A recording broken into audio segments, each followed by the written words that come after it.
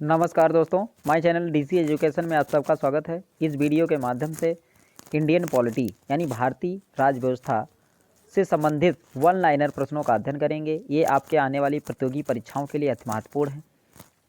Railway, NTPC, SSC, group D इत्यादि exams के लिए। दोस्तों, जो मेरे चैनल पर नए हों तो चैनल को सब्सक्राइब करें, लाइक करें, दोस्तों को शेयर करें, ताकि मैं जो भी वीडियो अपलोड करूं उसका नोटिफिकेशन आप लोगों तक पहुंच जाए। दोस्तों, इस सीरीज़ के जिसने पिछले वीडियो नहीं देखे हैं तो मेरे चैनल के प्लेलिस्ट में जाके देख सकते हैं। आइए क्वेश्चन नंबर फर्स्ट। अब बात करते हैं दोस्तों उपराष्ट्रपति।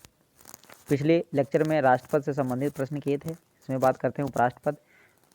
क्वेश्चन नंबर फर्स्ट, भारत के उपराष्ट्रपति का निर्वाचन एवं निर्वाचक गण द्वारा किया गया है, जिसके सदस्य होते हैं संसद के दोनों सदनों के सभी सदस्य। संसद के दोनों सदनों के सभी सदस्य।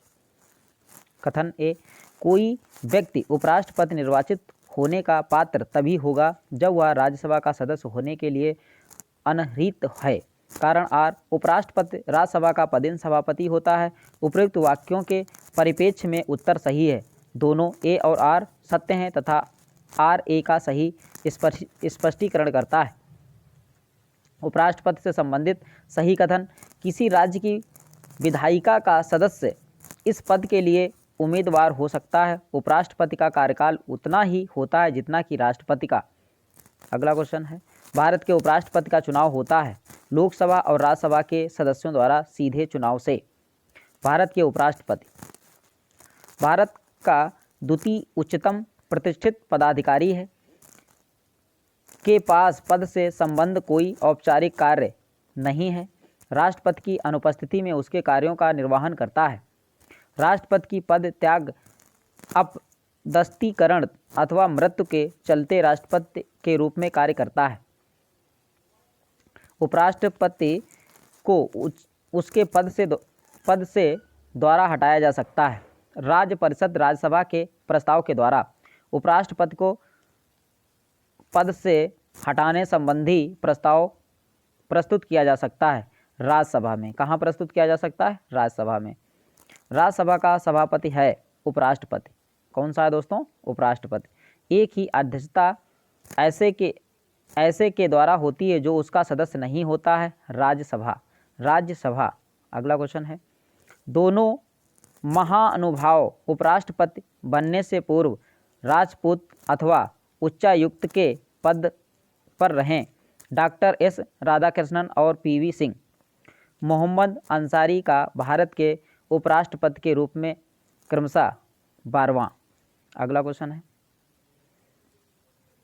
बात करते हैं दोस्तों केंद्रीय मंत्रिपरिषद। भारत के प्रधानमंत्री के विषय में सही है। यह है दोस्तों, प्रधानमंत्री परिषद का वास्तविक नेता है।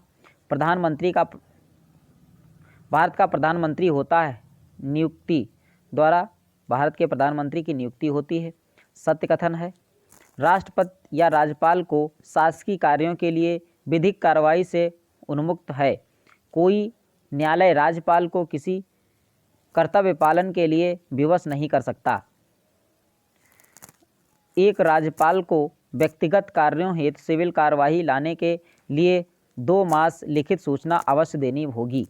भारत का प्रधानमंत्री मुख्य है केंद्रीय सरकार का। अगला क्वेश्चन है, भारतीय संविधान के अनुच्छेद 78 में प्रावधान है दायित्व का प्रधानमंत्री के कैबिनेट में सम्मिलित होते हैं केवल कैबिनेट मंत्री। संसदीय शासन में वास्तविक कार्यपालिका शक्ति होती है प्रधानमंत्री के पास। अगला क्वेश्चन है, राष्ट्रपति भारत सरकार का कार्य अधिक सुविधापूर्वक किए जाने के लिए और मंत्रियों में उक्त कार्य के आवंटन के लिए नियम बनाएगा। यदि भारत के प्रधानमंत्री संसद के उच्च सदन के सदस्य हैं तो वे अविश्वास प्रस्ताव की स्थिति में अपने पक्ष में वोट नहीं दे सकेंगे। अगला क्वेश्चन है, भारतीय संविधान का प्रावधान मंत्रिपरिषद की नियुक्ति तथा पदच्युत के विवेचित करता है। अनुच्छेद नंबर 75। आमतौर पर भारत का प्रधानमंत्री होता है लोकसभा का सदस्य। Council of scientific and industrial research का अध्ययन है भारत का प्रधानमंत्री।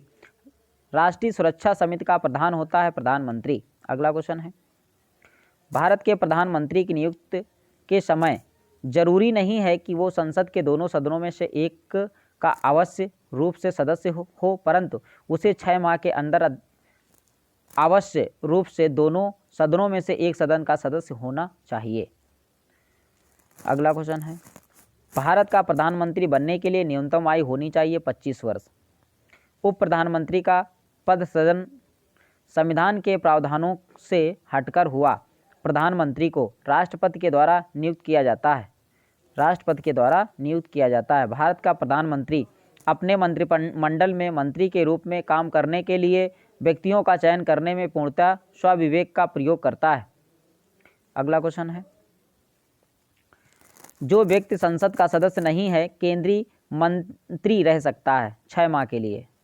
भारत की संसद के संबंध में सही कथन है। संविधान में एक संसदीय प्रणाली की सरकार का प्रावधान, संसद का सर्वप्रमुख कार्य है मंत्रिमंडल का प्रावधान करना। अगला क्वेश्चन है, मंत्रिमंडल में लोकप्रिय सदन में बहुमत का विश्वास प्राप्त करना चाहिए। मंत्रिपरिषद सामूहिक रूप से उत्तरदायी होता है। किसके प्रति उत्तरदायी होता है? लोकसभा के प्रति एक संवैधानिक बाध्यता के अंतर्गत अनुच्छेद नंबर 75(3) के अनुसार।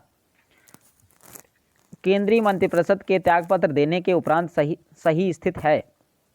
राष्ट्रपति वैकल्पिक व्यवस्था बनाने तक उन्हें बने रहने के लिए कहेंगे। वैकल्पिक व्यवस्था से अभिप्राय है कि यथासंभव शीघ्र ही नई सरकार के गठन हेतु तो आम चुनाव करवाया जाए। अपदस्थ मंत्रिपरिषद अपने पद पर नई सरकार बनाने तक अपने पद का निर्वहन करेगी। सही कथन है। संघीय मंत्री भारत के राष्ट्रपति के प्रसाद प्रयत्न पद धारण करेंगे। विधि निर्माण हेतु प्रस्ताव के बारे में प्रधानमंत्री राष्ट्रपति को सूचित करेंगे। अगला क्वेश्चन है, भारत के संविधान में तो स्पष्ट उल्लेख नहीं है पर परिपाटी के रूप में पालन किया जाता है। प्रधानमंत्री यदि निम्न सदन में बहुमत खो दे तो उसे त्यागपत्र देना चाहिए। भारत में मंत्रिपरिषद रख सकती है विश्वास प्रस्ताव। क्या रख सकती है? विश्वास प्रस्ताव। बहुमत से अविश्वास प्रस्ताव पास होने पर मंत्रिपरिषद को त्यागपत्र देना पड़ेगा लोकसभा के सदस्यों द्वारा। अगला क्वेश्चन है, अपना त्यागपत्र देने के बाद भारत में एक मंत्री को अपने त्यागपत्र के विषय में लोकसभा में व्यक्तिगत वक्तव्य देने के लिए अनुमति आवश्यक होती है स्पीकर की, लोकसभा स्पीकर की। लोकसभा में मंत्रिपरिषद के विरुद्ध अविश्वास का प्रस्ताव लाने हेतु न्यूनतम सदस्य होने चाहिए 50%। भारत में अविश्वास प्रस्ताव के विषय में सही कथन है। भारत के संविधान में किसी अविश्वास प्रस्ताव का कोई उल्लेख नहीं है। अविश्वास प्रस्ताव केवल लोकसभा में ही पुनर्स्थापित किया जा सकता है। लोक लाभ के पद का निर्णय करेगा संघीय संसद। अगला क्वेश्चन है, भारतीय राजनीतिक व्यवस्था में कार्यपालिका के अधीन सरकार कार्य करती है विधायिका। उत्तर प्रदेश का नेता नेहरू की कैबिनेट में पहले गृह मंत्री बाद में रक्षा मंत्री बना। ये थे दोस्तों कैलाश नाथ काटजू। अगला क्वेश्चन है, स्वतंत्र भारत के प्रथम वित्त मंत्री थे। ये थे दोस्तों स्वतंत्र भारत के प्रथम वित्त मंत्री R.K. शनमुगम शेट्टी। उन्होंने स्वतंत्र भारत का पहला केंद्रीय बजट 26 नवंबर 1947 को प्रस्तुत किया और 1949 में उनके स्थान पर जॉन मथाई को वित्त मंत्री नियुक्त किया गया। अगला क्वेश्चन है, भारत में स्वतंत्रता के पश्चात प्रथम मंत्रिमंडल का कानून मंत्री था। ये थे दोस्तों B.R. अम्बेडकर। भारत के संविधान में उल्लिखित नहीं है ये बजट शब्द। भारत के 12वें प्रधानमंत्री थे देव गौड़ा। सही सुमेलित इस प्रकार है, विश्वनाथ प्रताप 2 दिसंबर 1989 10 नवंबर 1990 तक। चंद्रशेखर 10 नवंबर 1990 से 21 जून 1991 तक। HD देवगौड़ा 1 जून 1996 से 21 अप्रैल 1997 तक। इंद्र कुमार गुजराल 21 अप्रैल 1997 से 18 मार्च 1998 तक। अटल बिहारी वाजपेयी 19 मार्च से 19 मार्च 1998 से 22 मई 2004 तक। उल्लेखनीय है कि अटल बिहारी वाजपेयी का प्रधानमंत्री पद पर कार्यकाल इस प्रकार है: 6 मई 1996 से 1 जून 1996 तक, 19 मार्च 1998 से 26 अप्रैल 1999 तक तथा 13 अक्टूबर 1999 से 22 अप्रैल 2004 तक। एक से अधिक बार प्रधानमंत्री नियुक्त हुए हैं। ये हैं दोस्तों जवाहरलाल नेहरू, इंदिरा गांधी, गुलजारी लाल नंदा, अटल बिहारी वाजपेयी और मनमोहन सिंह। भारत के प्रधानमंत्री की मृत्यु देश के बाहर हुई। ये थे दोस्तों लाल बहादुर शास्त्री, ताशकंद में हुई थी। भारत के प्रधानमंत्री बनने से पूर्व किसी राज्य के मुख्यमंत्री नहीं रहे थे। ये चंद्रशेखर। भारत के प्रधानमंत्री में से अपने कार्यकाल में संसद में कभी भी उपस्थित नहीं हुए। ये चौधरी चरण सिंह। चौधरी चरण सिंह। अगला क्वेश्चन है चौधरी चरण सिंह। संविधान में मंत्रिमंडल शब्द का एक भी बार प्रयोग हुआ और हुआ है अनुच्छेद 352 में। भारत के केंद्रीय मंत्री रहे हैं, ये रहे हैं दोस्तों पीवी सिंह और आर वेंकट और वाईवी चौहान, प्रणब मुखर्जी। अगला क्वेश्चन है उदारीकरण निजीकरण और भूमंडलीकरण की नई आर्थिक नीति घोषित की गई प्रधानमंत्री यानी नरसिम्हा राव द्वारा। अगला क्वेश्चन है मनमोहन सिंह के संबंध में सही कथन है। भारत के पूर्व वित्त मंत्री, भारतीय रिजर्व बैंक के पूर्व गवर्नर, अंतर्राष्ट्रीय मुद्रा कोष में भारत के पूर्व प्रतिनिधि। कथन ए यानी मंत्री नीति बनाते हैं और लोक सेवक उनका क्रियान्वयन करते हैं।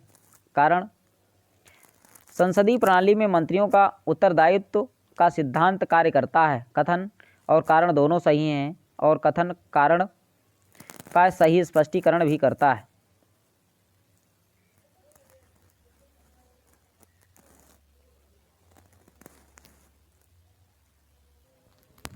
अगला क्वेश्चन है कथन है भारत संघ में मंत्री परिषद संयुक्त रूप से लोकसभा और राज्यसभा दोनों के प्रति उत्तरदायी है। कारण आर लोकसभा और राज्यसभा दोनों के सदस्य संघीय सरकार में मंत्री बनाने के लिए पात्रता रखते हैं। कथन गलत है परंतु कारण सही है। अगला क्वेश्चन है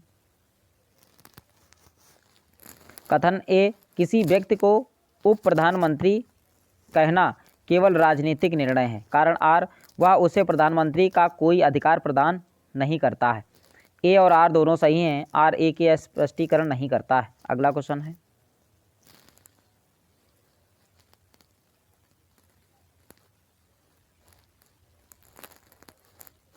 संविधान संशोधन से एक बताता है कि मंत्रिपरिषद में कुल मंत्रियों की संख्या प्रधानमंत्री को सम्मिलित करते हुए लोकसभा के सदस्यों की कुल संख्या के 15% से अधिक नहीं होगा, यानी 51वां संविधान संशोधन 91 केंद्रीय सरकार के संदर्भ में सही है। 15 अगस्त 1947 को केंद्र में मंत्रालयों की संख्या 18 थी। आंतरिक दस्तावेज भारत से संबंधित हैं। स्वायत्त पत्र प्रत्येक राज्य की कार्यपालिका शक्ति का इस प्रकार प्रयोग किया जाएगा जिससे संघ की कार्यपालिका शक्ति के प्रयोग में कोई अड़चन ना हो या उस पर कोई प्रतिक्रिया प्रभाव ना पड़े। अनुच्छेद 257 संघीय मंत्रिमंडल का पुनर्गठन आधारित था। यह आधारित था दोस्तों गोपाल स्वामी अयंकर रिपोर्ट पर। अगला क्वेश्चन है मंत्रिमंडल सचिवालय के कार्य हैं। मंत्रिमंडल बैठक के लिए कार्यसूची तैयार करना, मंत्रिमंडल समितियों के लिए सचिवालयी सहायता सही सुमेलित करना है। जे.एल. नेहरू शांतिवन और एल.वी. शास्त्री विजय घाट, इंदिरा गांधी शक्ति स्थल, जवाहरलाल नेहरू शांति घाट और जवाहरलाल नेहरू शांति घाट और लाल बहादुर शास्त्री विजय घाट और इंदिरा गांधी शांति घाट। जय जवान जय किसान का नारा था लाल बहादुर शास्त्री का। किसका था दोस्तों? लाल बहादुर शास्त्री का। अगला क्वेश्चन है महान्यायवादी और जीएससी भारत सरकार को कानूनी विषयों पर परामर्श देता है। अटॉर्नी जनरल कौन देता है प्यारे मित्रों? Attorney general. राष्ट्रपति के प्रसाद प्रयत्न अपना पद धारण करता है भारत का महान्यायवादी। भारत के महान्यायवादी को नियुक्त किया जाता है राष्ट्रपति के द्वारा। भारत सरकार का प्रथम विधि अधिकारी समझा जाता है महान्यायवादी को। किसको समझते हैं? महान्यायवादी को। अपने कर्तव्यों के पालन में भारत के राज क्षेत्र में सभी न्यायालयों में सुनवाई का अधिकार होगा महान्यायवादी का। भारत के महान्यायवादी अटॉर्नी जनरल के विषय में सही है, वह भारत के राष्ट्रपति द्वारा नियुक्त किया जाता है। उसमें वही योग्यताएं होनी चाहिए जो सर्वोच्च न्यायालय के न्यायाधीश की होती हैं। अगला क्वेश्चन है, संसद के दोनों सदनों में बोलने, अन्य कार्रवाइयों में सम्मिलित होने एवं किसी भी संसदीय कमेटी का सदस्य होने का अधिकार है तो, परंतु उसे वोट देने का अधिकार नहीं है। भारत के अटॉर्नी जनरल का, भारत का महान्यायवादी है, लोकसभा के कार्यवाही में भाग ले सकता है, लोकसभा की किसी समिति का सदस्य हो सकता है, लोकसभा में बोल सकता है, सॉलिसिटर जनरल होता है, कानूनी न्यायिक सलाहकार, कानून विषय पर राज्य सरकार को परामर्श देता है, एडवोकेट जनरल, महाधिवक्ता। भारत के नियंत्रक एवं महालेखा परीक्षक की नियुक्ति की जाती है राष्ट्रपति द्वारा। भारत के नियंत्रक एवं महालेखा परीक्षक की नियुक्ति होती है, ये होती है दोस्तों अनुच्छेद 148 के तहत, अनुच्छेद 148 के अंतर्गत। भारत के नियंत्रक एवं महालेखा परीक्षक के संघ के लेखा संबंधी प्रतिवेदनों को सर्वप्रथम प्रस्तुत किया जाता है भारत के राष्ट्रपति को। भारत के नियंत्रक एवं महालेखा परीक्षक के पद का सृजन किया जाता है संविधान द्वारा। भारत के नियंत्रक एवं महालेखा परीक्षक के पद पर नियुक्ति का कार्यकाल होता है 6 वर्ष। कितना होता है दोस्तों? 6 वर्ष। अगला क्वेश्चन है, भारत के नियंत्रक एवं महालेखा परीक्षक के संबंध में सही है, उसकी नियुक्ति राष्ट्रपति द्वारा की जाती है, उसका वेतन सर्वोच्च न्यायालय के न्यायमूर्ति के समान होता है, सेवानिवृत्ति के पश्चात वह अन्य सरकारी सेवा के अयोग्य हो जाते हैं। अगला क्वेश्चन है, भारत के नियंत्रक एवं महालेखा परीक्षक द्वारा पालन किया जाता है।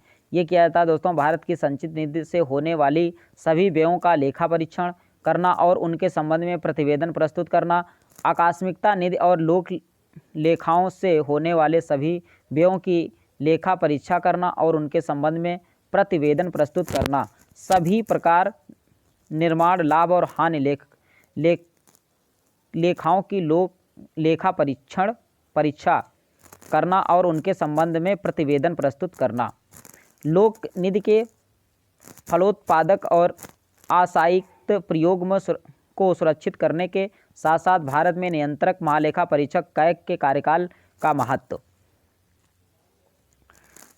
कैग की मंत्रालयों द्वारा कार्यान्वित परियोजनाओं या कार्यक्रमों पर जारी किए गए प्रतिवेदनों पर लोक लेखा समिति विचार विमर्श करती है।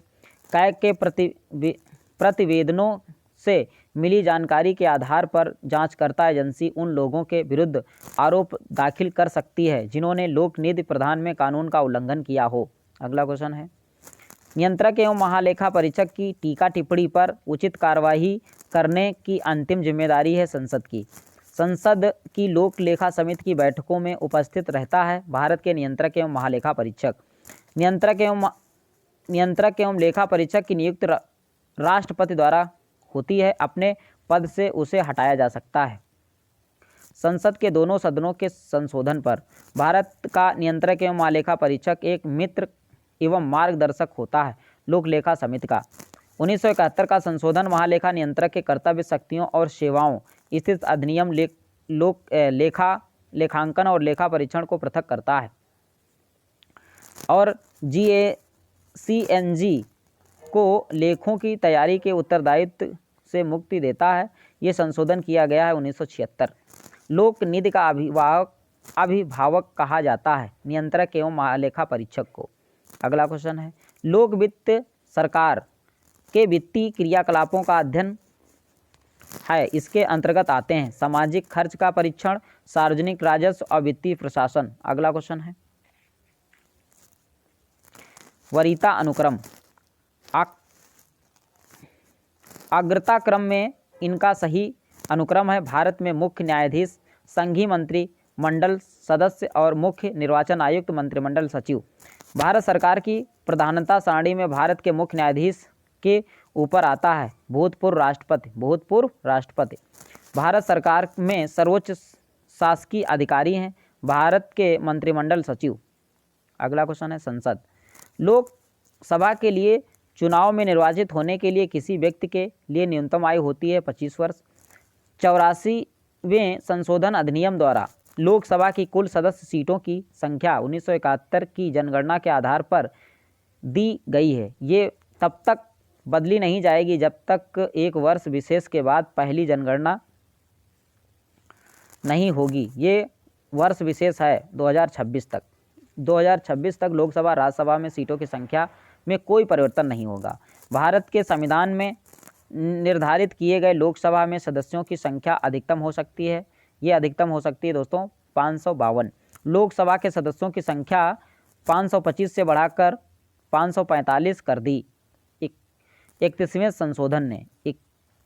संशोधन ने भारत के संविधान के अनुच्छेद 82वें के अनुसार लोकसभा की सीटों का राज्यों के मध्य आवंटन जनगणना के आधार पर है 1971। लोकसभा में राज्यों को सीटें आवंटित होती हैं जनसंख्या के आधार पर। अगला क्वेश्चन है, उन राज्यों की लोकसभा में अनुसूचित जाति तथा अनुसूचित जनजाति के लिए आरक्षण नहीं है। अरुणाचल प्रदेश और जम्मू कश्मीर, मेघालय। इन राज्यों में अनुसूचित जातियों के लिए लोकसभा में स्थान आरक्षित नहीं है। केरल, तमिलनाडु, कर्नाटक। यदि किसी राज्य के लिए लोकसभा के स्थानों की आवंटित संख्या 42 हो तो उस राज्य के लिए अनुसूचित जातियों हेतु आरक्षित स्थानों की संख्या होगी। ये होगी दोस्तों अनुच्छेद 330(2) के अधीन किसी राज्य या संघ राज्य क्षेत्र में अनुसूचित जातियों या अनुसूचित जनजातियों के लिए आरक्षित स्थानों की संख्या का अनुपात लोकसभा में उस राज्य या संघ राज्य क्षेत्र को आवंटित स्थानों की कुल संख्या से वही होगा जो उस राज्य या संघ राज्य के क्षेत्र के भाग की अनुसूचित जाति या अनुसूचित जनजाति की जनसंख्या का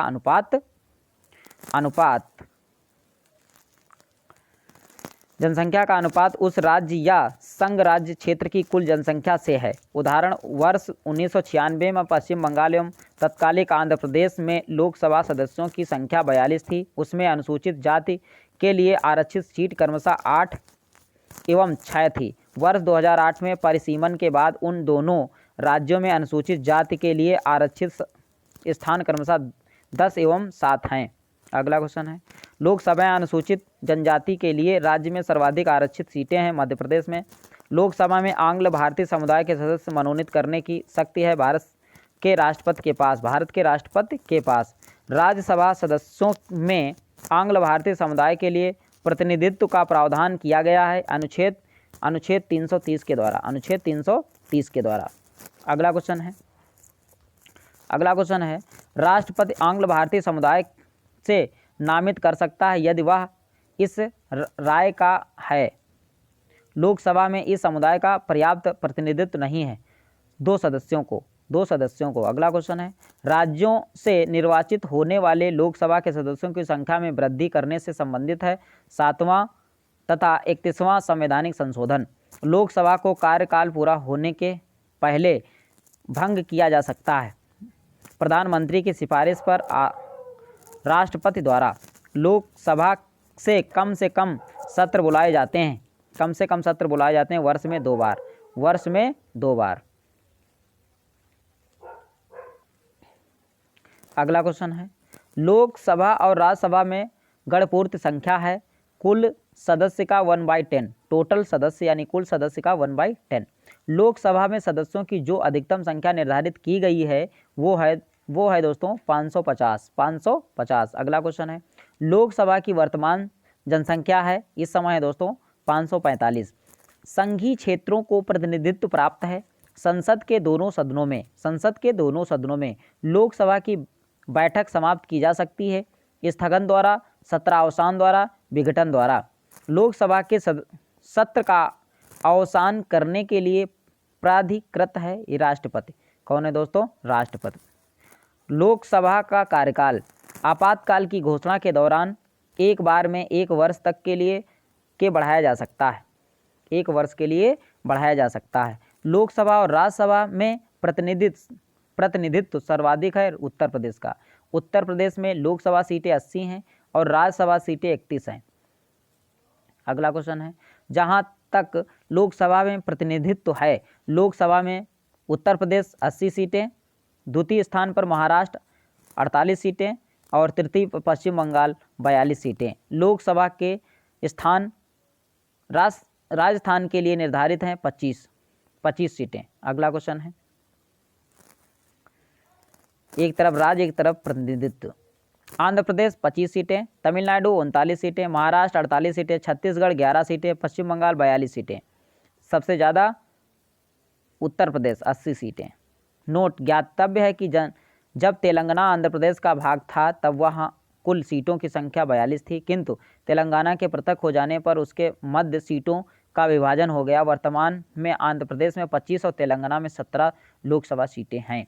लोकसभा के 2 सदस्य निर्वाचित किए जाते हैं त्रिपुरा से। अगला क्वेश्चन है, राज्यों संघ शासित क्षेत्र के समूह की लोकसभा में केवल 1 सीट है। चंडीगढ़ और सिक्किम मिजोरम 1-1 सीटें हैं। डिलिमिटेशन के बाद यूपी में निर्वाचकों की संख्या के अनुसार सबसे बड़ा लोकसभा सदस्यीय क्षेत्र है उन्नाव। वर्तमान में उन्नाव में लोकसभा में निर्वाचन क्षेत्र के लिए चुनाव व्यय की अधिकतम सीमा है 70 लाख रुपए। 70 लाख रुपए। लोकसभा का पहला आम चुनाव हुआ था दोस्तों 1952 में। नवी लोकसभा भंग की गई, ये की गई थी दोस्तों 13 मार्च 1991 को। भारत में 12वीं लोकसभा के लिए निर्वाचन हुए फरवरी 1998 को। कथन ए, संयुक्त आरजेगे सरकार लोकसभा के नियम 184 के अंतर्गत वाद विवाद पसंद नहीं करती है। कारण आर, इस नियम में वाद विवाद के साथ साथ मतदान का भी प्रावधान है। ए और आर दोनों सत्य हैं। आर ए का सही स्पष्टीकरण करता है। लोकसभा का नेता होता है प्रधानमंत्री। कौन होता है दोस्तों? प्रधानमंत्री। लोकसभा का सर्वाधिक बड़ा क्षेत्रफल के अनुसार निर्वाचन क्षेत्र है लद्दाख। ये कौन सा है दोस्तों? लद्दाख। भारत में लोकसभा का स्पीकर अध्यक्ष यानी चयनित किया जाता है। स्पीकर को चयनित किया जाता है। अगला क्वेश्चन है, लोकसभा के स्पीकर का निर्वाचन होता है लोकसभा की सभी सदस्यों द्वारा। लोकसभा का अध्यक्ष अपना त्यागपत्र सौंपता है उपाध्यक्ष को। लोकसभा के उपाध्यक्ष को हटाया जा सकता है लोकसभा के सभी सदस्यों के बहुमत से पारित संकल्प के द्वारा। प्रोटेम स्पीकर का कर्तव्य होता है सदस्यों को शपथ दिलाना। प्रोटेम स्पीकर का सदस्य क्या होता है दोस्तों? सदस्यों को शपथ दिलाना। लोकसभा अध्यक्ष यानी स्पीकर अपने कास्टिंग वोट का प्रयोग केवल करते हैं जब वोट बराबर होने के नाते टाई हो। अगला क्वेश्चन है, संविधान का एक अनुच्छेद उपबंधित करता है कि मत बराबर होने की दशा में लोकसभा के अध्यक्ष का मत निर्णायक होगा और वह उसका उपयोग करेगा। अनुच्छेद 100 में दिया गया है। लोकसभा के प्रथम अध्यक्ष थे जीवी मावलंकर। कौन थे दोस्तों? जीवी मावलंकर। प्रथम स्पीकर जिनके विरुद्ध लोकसभा में अविश्वास प्रस्ताव लाया गया था ये थे दोस्तों जीवी मावलंकर। लोकसभा की प्रथम महिला अध्यक्ष थी मीरा कुमार। ये कौन थी दोस्तों? मीरा कुमार। लोकसभा के वर्तमान उपाध्यक्ष हैं एम थम्बी दुरई। यदि उपाध्यक्ष लोकसभा की अध्यक्षता कर रहे हैं तो उन्हें एक अधिकार प्राप्त है कि वह मत बराबरी की अवस्था में मतदान कर सकते हैं। प्रथम जनजाति लोकसभा अध्यक्ष थे ये पीए संगमा। ये जनजाति मामले के लोकसभा अध्यक्ष थे, जनजाति थे दोस्तों। लोकसभा सचिवालय प्रत्यक्ष रूप से इसकी देख रेख में कार्य करता है लोकसभा अध्यक्ष। लोकसभा चुनाव के मामले में सामान्य वर्ग के उम्मीदवारों तथा अनुसूचित जनजाति के उम्मीदवारों द्वारा जमा की जाने वाली जनमत राशि क्रमशः है। वर्ष 2011 में निर्वाचन आयोग द्वारा अगंभीर प्रत्याशियों की संख्या कम करने हेतु जमानत राशियां बढ़ाई गईं, जो इस प्रकार हैं।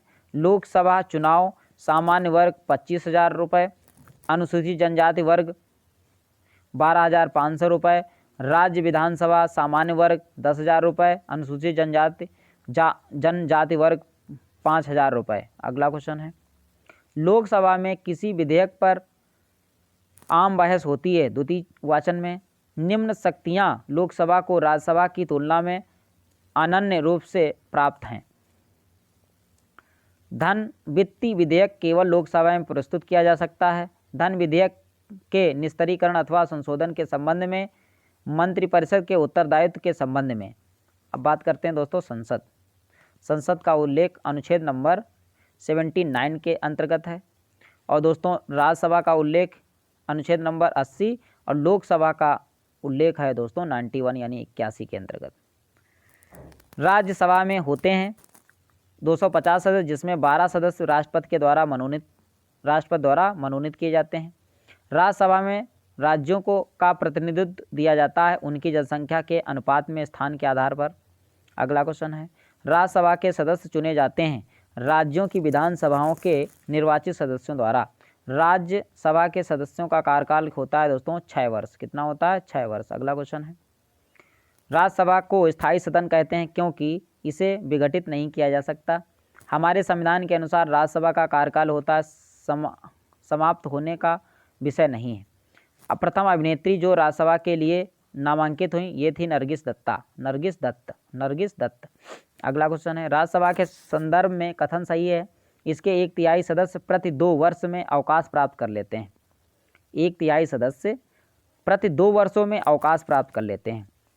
राज्यसभा की एकांकित शक्ति के अंतर्गत आता है। ये आते हैं दोस्तों नई अखिल भारतीय सेवाओं का सृजन, राज्य सूची के विषय में के संबंध में विधि बनाने की संसद की शक्ति के बारे में सही है। ये है सही है दोस्तों। राज्यसभा को घोषित करना होगा कि ऐसा करना राष्ट्र हित में है। राज्यसभा को उपस्थित और मत देने वाले सदस्यों में से कम 2/3 सदस्यों द्वारा समर्थित संकल्प पारित करना होगा। ऐसी विधि संपूर्ण भारत या उसके किसी भाग के लिए बनाई जा सकती है। अगला क्वेश्चन है, राष्ट्रहित में भारत की संसद राज्य सूची के किसी भी विषय पर विधिक शक्ति प्राप्त कर लेती है यदि उसके लिए एक संकल्प है। राज्यसभा द्वारा अपने उपस्थित एवं मत देने वाले सदस्यों के कम से कम 2/3 बहुमत से पारित कर लिया जाए। राज्यसभा में धन विधेयक को या तो अस्वीकार करना या संशोधित करने की शक्ति निहित नहीं है। राज्यसभा अनुदानों की मांगों पर मतदान नहीं कर सकती। वह विशेषाधिकार जो भारत के संविधान द्वारा राज्यसभा को प्रदत्त किए जाते हैं।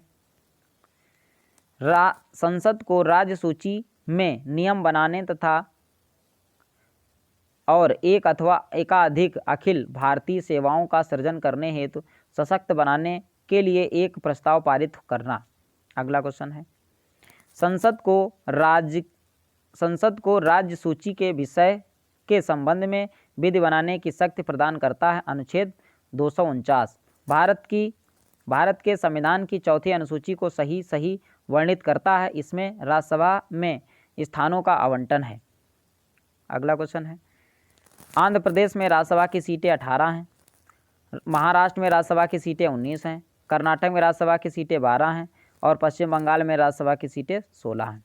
अगला क्वेश्चन है, तेलंगाना के गठन के बाद आंध्र प्रदेश में राज्यसभा की सीटें 11 तथा तेलंगाना में 7। अगला क्वेश्चन है, राज्यसभा का अध्यक्ष उपराष्ट्रपति पदेन अध्यक्ष होता है। राज्यसभा के वर्तमान सभापति हैं वेंकैया नायडू। राज्यसभा के सदस्य बनने हेतु अर्हताओं के संदर्भ में सही है। उम्र कम से कम 30 वर्ष होना चाहिए। राज्य के अंतर्गत लाभ का पद धारित नहीं होना चाहिए। अगला क्वेश्चन है, राज्यसभा की निश्चित सदस्य संख्या है 250। राज्यसभा किसी धन विधेयक में सारभूत संशोधन करती है तो तत्पश्चात होगा लोकसभा राज्यसभा की अनुशंसाओं को स्वीकार करे या अस्वीकार करे। इस विधेयक पर आगे कार्यवाही कर सकती है। राज्यसभा का सदस्य होते हुए भी लोकसभा की कार्यवाही में भाग ले सकता है मंत्री जो राज्यसभा का सदस्य हो। राज्यसभा के विषय में सही है, ये भंग नहीं किया जा सकती। प्रत्येक 2 वर्ष बाद उसके 1/3 सदस्य का अवकाश प्राप्त हो जाता है।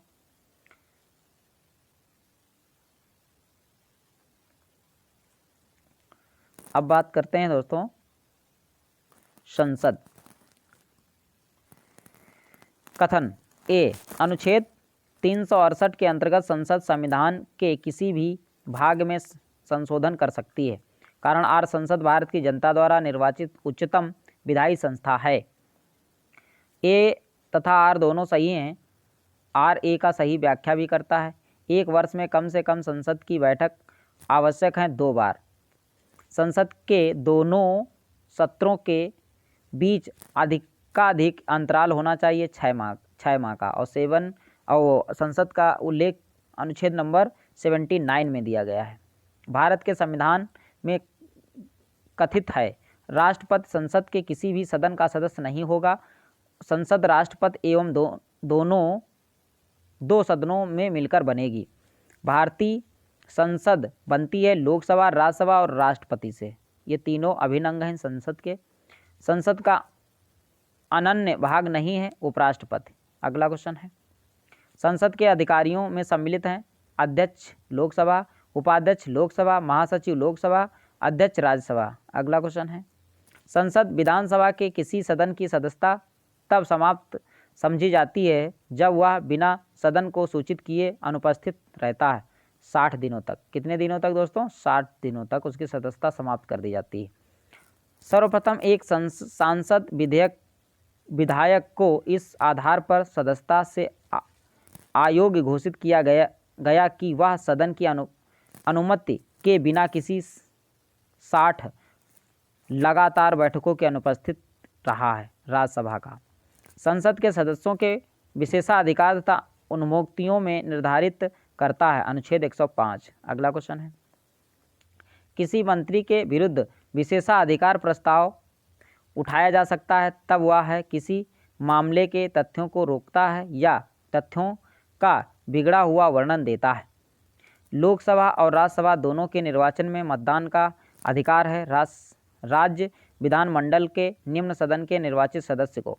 अगला क्वेश्चन है, सही कथन है किसी मनोनीत सदस्य के मंत्री पद के लिए नियुक्ति पर संवैधानिक वर्जना नहीं है। संघीय संसद राज्य सूची के विषय पर भी कानून बना सकती है अंतर्राष्ट्रीय मामलों को प्रभावी बनाने हेतु संबंधित राज्य की सहमति से। अगला क्वेश्चन है, सहमति से। और राज्य में राष्ट्रपति शासन लागू रहने की अव्यवस्था में राष्ट्रीय हित में जब राज्यसभा 2/3 बहुमत से इस हेतु प्रस्ताव पारित करे। भारतीय संसद राज्य सूची के विषय पर विधान नहीं कर सकती है जब तक राज्यसभा प्रस्ताव पारित करे कि ऐसा करना राष्ट्रीय हित में आवश्यक है, राष्ट्रीय आपातकाल लागू हो। अंतर्राष्ट्रीय संधियों को भारत के किसी भाग अथवा संपूर्ण भारत में लागू करने के लिए संसद कोई भी कानून बना सकती है बिना किसी राज्य की सहमति से। संसद की विषय सूचियों में दिए गए विषयों के अतिरिक्त विषयों पर कानून बना सकता है। कौन बना सकता है दोस्तों? संसद। धन विधेयक को अंगीकार करा लेगी जो एक बार लोकसभा द्वारा पारित किया जा चुका हो किंतु राज्यसभा द्वारा संशोधित किया गया हो, वह क्रियाविधि है। ये पारित समझा जाएगा यदि लोकसभा इसे दोबारा संशोधन को स्वीकार अथवा अस्वीकार करते हुए पास कर दे। सदन का अध्यक्ष सदन के किसी भी सदस्य को बोलने से रोक सकता है और अन्य किसी सदस्य को बोलने दे सकता है। ये घटना कहलाती है बैठ जाना। अगला क्वेश्चन है, शून्यकाल संसदीय व्यवस्था दी गई है भारत की।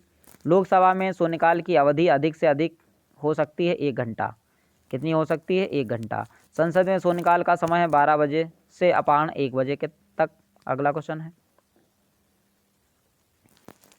राजनीतिक शब्दावली में शून्यकाल का अर्थ है प्रश्न उत्तर सत्र। अंतर्राष्ट्रीय समझौते को प्रभावी बनाने हेतु संसद राज्य सूची के विधान पर कानून बना सकती है अनुच्छेद 253 के अंतर्गत। कथन सही है। धन विधेयक लोकसभा में पुनर्स्थापित किया जाता है। लोकसभा द्वारा पारित धन विधेयक राज्यसभा द्वारा भी पारित मान लिया जाएगा यदि राज्यसभा द्वारा उस पर कोई कार्यवाही नहीं की जाती है। कितने दिनों तक? 14 दिनों तक। राज्यसभा को धन विधेयक प्राप्त होने के बाद इसे लोकसभा को वापस भेज दिया किया जाना चाहिए 14 दिनों के अंदर। कितने दिनों तक? 14 दिनों के अंदर। जब संसद के दोनों सदनों की संयुक्त बैठक में कोई विधेयक निर्दिष्ट रेफर किया जाता है तो इसे पारित किया जाना होता है उपस्थित अथवा मत देने वाले सदस्यों का साधारण बहुमत द्वारा। संसद के दोनों सदनों की संयुक्त बैठक की अध्यक्षता करेगा लोकसभा अध्यक्ष। अनुच्छेद नंबर 110 के तहत राष्ट्रपति संयुक्त बैठक बुला सकता है। संसद के दोनों सदनों की संयुक्त अधिवेशन आयोजित होती है ऐसे विधेयक पर विचार करने अथवा उसे पारित करने के लिए जिस पर दोनों सदनों में मतभेद हो। अगला क्वेश्चन है, भारत में संसद के दोनों सदनों की संयुक्त बैठक अनुच्छेद 110 नहीं 108 के अंतर्गत बुला सकता है। और लोकसभा और राज्यसभा की संयुक्त बैठक 1961 में हुई थी। और भारतीय संसद के दोनों सदनों की दूसरी बैठक बैंक सेवा आयोग बिल को पारित करने के लिए हुई थी। भारतीय संसद के दोनों सदनों की संयुक्त बैठक हुई थी दहेज उन्मूलन विधेयक के संबंध में। अगला क्वेश्चन है, लोकसभा और राज्यसभा के बीच गतिरोध की स्थिति में संसद की संयुक्त बैठक बुलाई जाती है साधारण विधि निर्माण को पारित करने की स्थिति में।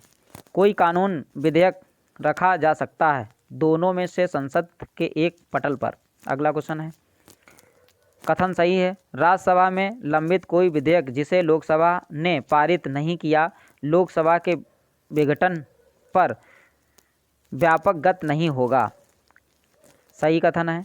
जबकि राष्ट्रपति के निर्वाचन में संसद के दोनों सदनों के मनोनीत सदस्यों को मतदान का कोई अधिकार नहीं होता है, उनका उपराष्ट्रपति के निर्वाचन में मतदान का अधिकार होता है। अगला क्वेश्चन है, भारत के संचित निधि पर पारित नहीं है भारत के प्रधानमंत्री के वेतन और भत्ते। भारत की संचित निधि से लिया जाने वाला अनिवार्य व्यय भार नहीं है भारत के निर्वाचन आयोग के सदस्यों के वेतन और पेंशन। अगला क्वेश्चन है, भारत की संचित निधि पर आधारित नहीं है भारत के उपराष्ट्रपति का वेतन तथा भत्ते। भारत की संचित निधि से निधि निकालने के लिए अनुमोदन अनिवार्य है भारत की संसद आकस्मिक निधि को राष्ट्रपति द्वारा व्यय कर सकते हैं संसदीय स्वीकृति से पूर्व। करों और सरकारी कामकाज के निर्वहन में हुई अन्य प्राप्तियों से संघीय सरकार को प्राप्त हुआ समूचा राजस्व जमा होता है भारत की संचित निधि का उल्लेख अनुच्छेद नंबर 266 के अंतर्गत है। आकस्मिक निधि 267 के अंतर्गत है, अनुच्छेद 267। अगला क्वेश्चन है, संविधान के धन विधेयक को पारित किया जा सकता है अनुच्छेद 110 के अंतर्गत। कोई धन विधेयक है या नहीं इसका निर्णय करता है लोकसभा अध्यक्ष। कौन करेगा दोस्तों? लोकसभा अध्यक्ष। धन विधेयक के बारे में सही है, लोकसभा अध्यक्ष ये निर्णय करने के लिए अंतिम प्राधिकारी है। कोई बिल धन विधेयक है या नहीं लोकसभा द्वारा पारित किसी धन विधेयक या राज्यसभा द्वारा 14 दिनों के अंदर लौटाया जाना और विचारार्थ भेजा जाना आवश्यक है। राष्ट्रपति किसी धन विधेयक को लोकसभा में पुनर्विचार के लिए नहीं लौटा सकता। अगला क्वेश्चन है, सही कथन है। धन संपत्ति के मामले में राज्यसभा शक्तिहीन। लोकसभा द्वारा पारित किए जाने के बाद राज्यसभा को 14 दिनों के भीतर विधेयक को पारित करना होता है। राज्यसभा किसी धन विधेयक को पारित कर सकती है अथवा कतिपय सिफारिशों के साथ उसे लोकसभा को लौटा सकती है। अगला क्वेश्चन है, वे विषय जिन्हें धन विधेयक के उपबंध में सम्मिलित किया गया है। कर से संबंधित उपबंध, उधार ऋण लेने से संबंधित उपबंध, संचित निधि अथवा आकस्मिक निधि की अभिरक्षा में सम्मिलित उपबंध हैं। कोई धन विधेयक जिसमें केवल व्यय अंतर्विहित है और अनुच्छेद 110 में विनिर्दिष्ट कोई विषय जिसमें सम्मिलित नहीं है उसे संसद के किसी भी सदन में प्रारंभ किया जा सकता है। बजट पर संसद के नियंत्रण के विषय में सही है। बजट के निर्णय में संसद का कोई हाथ नहीं होता है। संसद को राष्ट्रपति की सिफारिश के बिना कोई कर आरोपित नहीं करने की शक्ति प्रदान नहीं है। संसद को राष्ट्रपति की सिफारिश के बिना किसी कर में वृद्धि करने की शक्ति प्राप्त नहीं है।